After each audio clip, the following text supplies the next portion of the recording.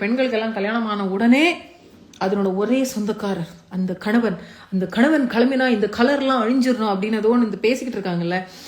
It's high time that in 2025 in case யாருக்கும் அந்த மாதிரி நடக்க வேண்டாம். பட் இந்த மாதிரி ஒரு விஷயம் நடந்ததுன்னா வீட்டில் இருக்கிற சின்னவங்களாவது தயவு செய்து இந்த மாதிரி ஒரு ஏற்கனவே கணவனை இழந்த ஒரு சோகம், அந்த ஒரு கிரீஃப், வாழ்க்கை துணையாக நினச்சி கடைசி வரைக்கும் எவ்வளோ நம்ம வாழ்க்கை ஒரு 90 வயசு இருக்குமோ 80 வயசு இருக்குமோ அது வரைக்கும் நம்ம அவங்களோட இருக்கணும்னு ஆசையாக இருக்கும்போது நடுவிலேயே ஒருத்தவங்க கிளம்பி போகும்போது ஒரு பெரிய ஒரு சப்போர்ட் போன மாதிரி இருக்கும். ஒரு வாழ்க்கை துணை போகும்போது அவங்கள திருப்பி உக்காத்தி வச்சு அவங்கள திருப்பி பிகினிங்லேருந்து எல்லாத்தையும் நகையெல்லாம் போட்டு பூவெல்லாம் வச்சு வளையல்லாம் செஞ்சு எனக்கு பரம சத்தியமாக புரியல.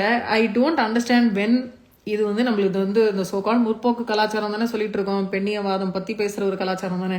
இதை மட்டும் இன்னும் அபாலிஷ் பண்ணுறதுக்கு ஒரு பெரியாரோ ஒரு அம்பேத்கரோ வந்தால் தான் இப்போல்லாம் முடியுமா?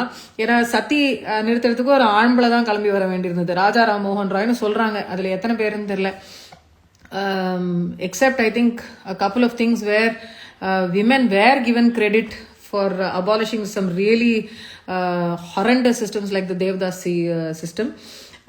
முக்காவாசி நம்மளுக்கு ஒரு ஆண் சேவியர் வேண்டியிருக்கு. சொசைட்டிக்கு ஒரு ஆம்பளை தான் இந்த மாதிரி ஒரு விஷயத்த மாற்றணும் அப்படின்னு சொன்னாதான் பெண்களும் மற்ற ஆண்களும் கேட்கறதுக்கு ரெடியாக இருக்காங்க.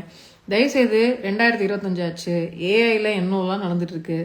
இந்த இந்த இந்த தாலியை வச்சுக்கிட்டு அப்புறம் இந்த ஒரு பொட்டு குங்குமம் வளையல் இவங்கெல்லாம் தான் சுமங்கலி, இவங்கெல்லாம் சுமங்கலி இல்லை. இதை கொஞ்சம் தயவுசெய்து நிறுத்திடலாமே.